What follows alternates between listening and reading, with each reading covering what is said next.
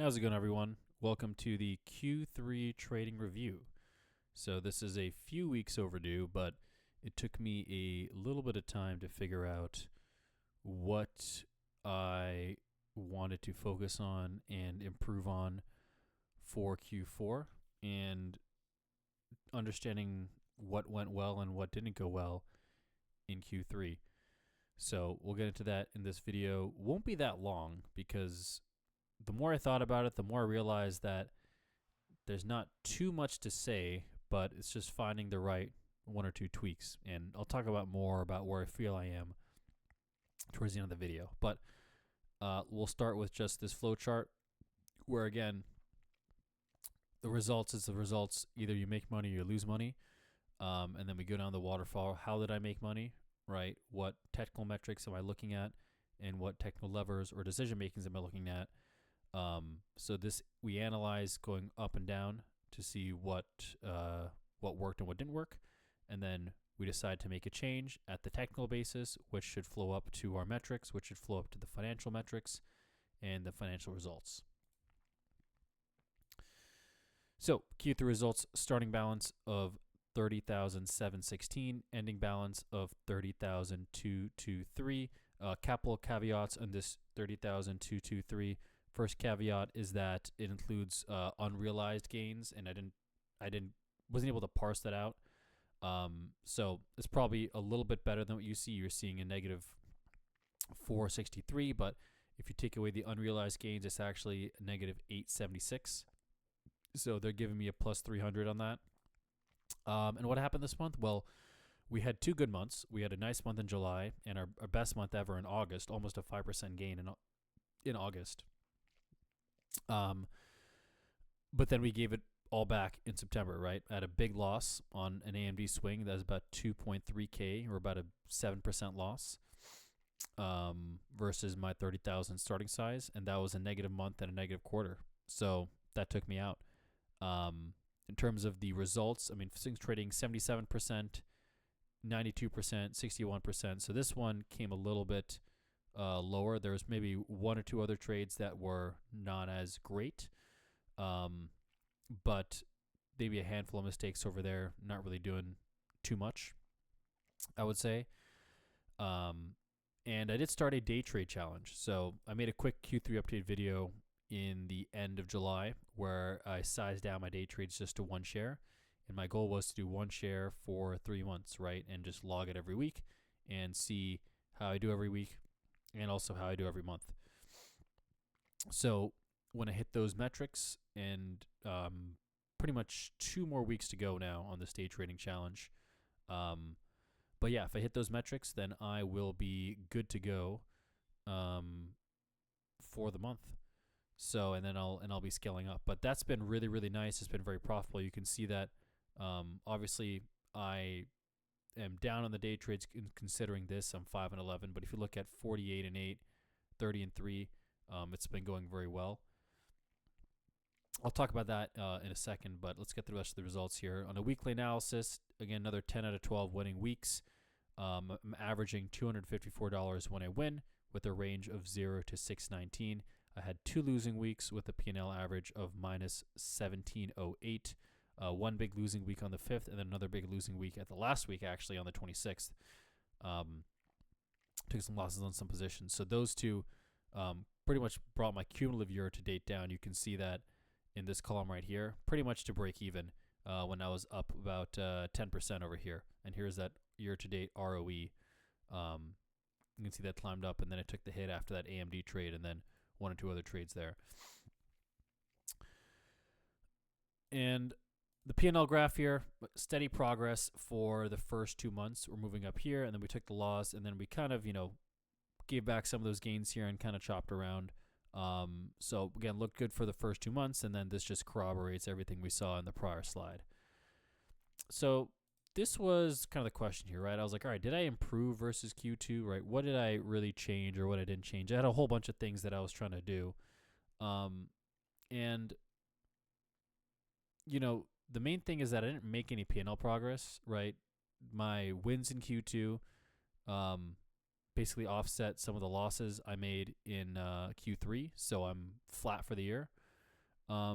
But the returning back to one share has been really, really nice, and I've been more confident than ever in my day trades, just trading off of intuition and instinct. So if I just pull up my Excel here, you will see my list of my day trades every week, right? Wins, losses, profits, and I just get my profit factor for each of these. So right, first month 86, second month 92, 2.5, 4.5 profit factor for this. This month we are a little bit down because of that.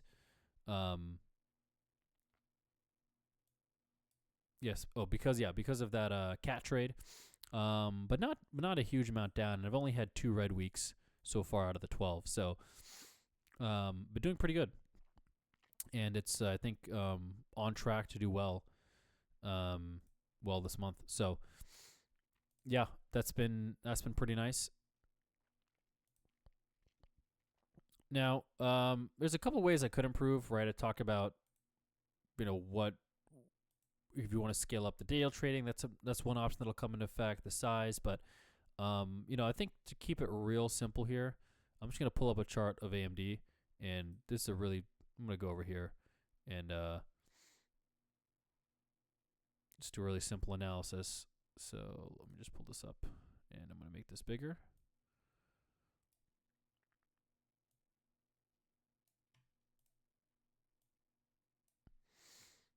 Okay.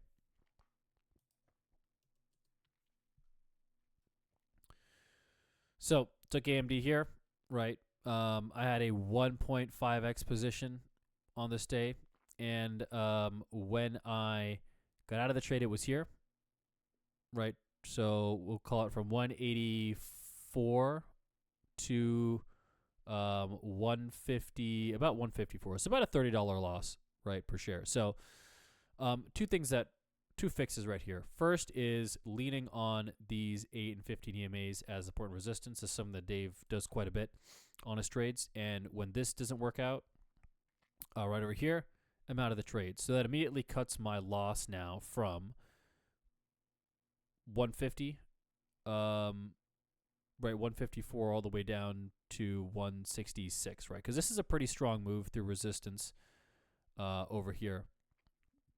And, stock is losing its relative strength at this point. So, not really doing that well. So that's the first thing. The second thing is if I have options with some max defined risk, right? One, if I get out here, I'm probably taking like an 80, 90% loss potentially. But even if I hold through here, my max loss is contained. So let's say if my average size, just to keep it simple, is it was 450. Let's call it 500, right? So I have a 1.5x position on 500, so that's 750. I can't lose more than 750 on the trade. So in the case of this happening here, that defined risk is actually pretty nice versus the shares, because when I hold it, it's gonna, if it comes back up, it's probably cooked. But if it goes down, then my downside is capped. So those are the two sort of takeaways I had in terms of the swings. So yeah, that's really the big loss. If you cap that loss, you take that loss, cut it in half, right? Maybe you take it. If I take it down from 22.3K to $750, that is a plus 1,400 profit, right? So now, instead of being down 800, I am up, 500, right? 5 or 600. So just that swing alone is pretty huge. The other speculative one that I think I might cut out, it was snow. So I took a snow long right here on this earnings pop. You can see it's way overextended with the intention of leaning on this low as support, which it poked down through here. And when it poked down through here, that's when I took the loss, about a $450 loss. But that also added up because I was like, well, it's a big breakout for sure, but it's just not my usual setup. Very extended from the N50 EMAs. It kind of did nothing, and then it finally popped up. I'd have to hold this guy for literally more than a month to get any sort of positive profit on that. And even then, I'd have to get out pretty quickly because I was targeting a move back over here. So, yeah, not great. So that one also kind of cost me. So I think those are my two real big mistakes, if you could call it that. So what am I going to change for Q4? So if you notice, right, in Q3, I had 2 profitable months, 1 red month. In Q2 is actually the same thing. I had 2 profitable months in the first 2 months of the quarter. In the last month, I was negative and gave back some of the gains. I was still positive for the quarter, but it did hit me back. So my first goal as my business goal is 3 straight profitable months, right? Like I've had 2 and 1, 2 and 1, but I do want to get all 3. Secondary goal is make 10%. I think that's pretty doable, and I was on track for that. I think last month, given my current position size. I mean, if you look at this is 7%, right? So I mean, even if I make 0% here, right, and if I make zero money or I'm lose a little bit of money, that's still a decent gain.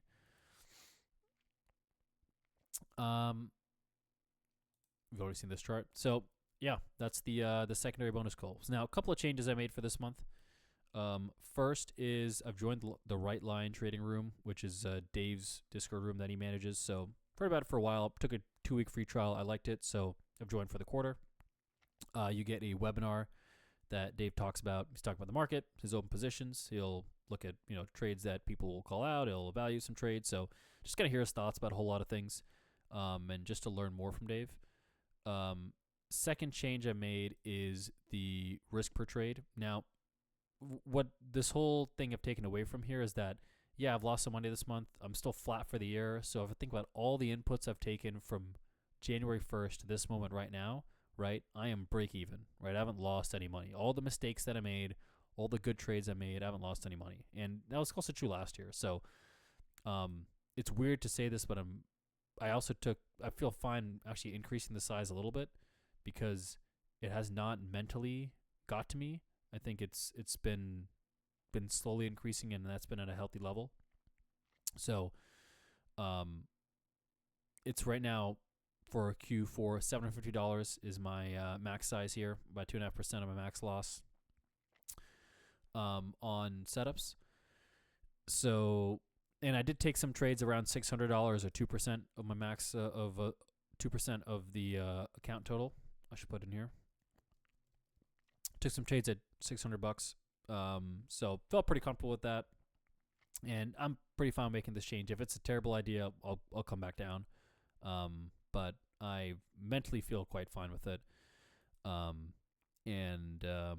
I think that's just another stepping stone this quarter.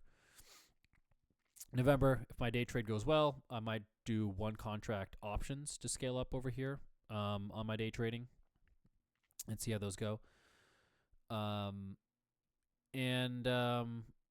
change I made, I'm trying out the SPY super system setup that he takes, which is basically very high probability scalps. Not scalps, or very short intraday trades lasting anywhere from 1 to 6 candles typically. And there's certain criteria that he talks about on his video. If you go to the Right Line channel, there's Dave has some videos there, and I think he had one about the SPY super system and the criteria he uses. And then some examples of trades that they took in the room. So that's something I'm learning as well. But yeah, I mean, the main goal right now is like, what do I change, right, versus last month? And outside of a couple of few mistakes, I mean, I think it's really not really a technical issue as much. Maybe 1 or 2 minor technical things I can tweak. But it might just be a mindset thing of just, hey, like you're gonna have some ups and downs, but keep taking good trades, keep putting the market first. So, I don't exactly have here's the one thing I need to not do. It's just some minor tweaks, I think, to me at this point, which makes it good and bad in terms of, I think I have a pretty nice floor now. I think I'm really close to having a strong breakout. I'm talking about myself like I'm a stock.